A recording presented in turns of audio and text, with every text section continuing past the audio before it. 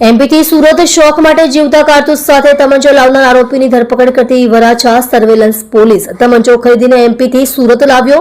અગાઉ પણ મારામારીના કેસમાં ઝડપાયો હતો. સુરતના વરાછા વિસ્તારમાં શોખ માટે ગેરકાયદેસર હથિયાર રાખનાર એક શખ્સની ધરપકડ કરવામાં આવી છે.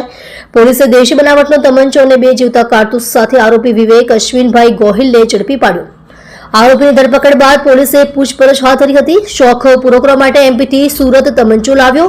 પૂછપરછમાં માહિતી મુજબ આરોપી વિવેક ગોહિલ મૂળ ભાવનગર જિલ્લાના તળાજા તાલુકાના ઊંચડી ગામનો વતની છે અને હાલ વરાછાના માતાવાડી વિસ્તારમાં રહે છે.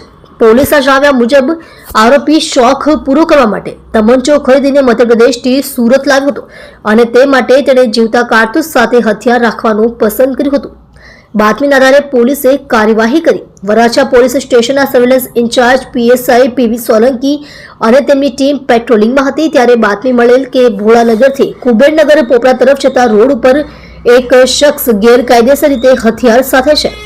ટોરેન્ટ પાવરના પાછળના ગેટ પાસે પાણીની ટાંકીની પાછળ પોલીસે આ શખ્સને ઝડપી પાડ્યો. તમંચો અને કારતૂસ સાથે પકડાયો. પોલીસે આરોપી પાસેથી ₹10,000ના દેશી બનાવટના તમંચા અને 2 જીવતા કારતૂસ જેની કિંમત ₹400 છે એ મળી કુલ ₹10,400ના મુદ્દામાલ સાથે કબજો કર્યો. અગાઉ પણ મારામારીના કેસમાં ઝડપાયો હતો. આરોપી વિવેક ગોહિલનો આ પહેલીવારનો ગુનો નથી. તે અગાઉ પણ મારામારીના કેસમાં વરાછા પોલીસ સ્ટેશનમાં તેની સામે આઈપીસી કલમ 323, 504, 506 હેઠળ ગુનો નોંધાયો હતો. આર્મ્સ એક્ટ હેઠળ કાયદેસરની કાર્યવાહી.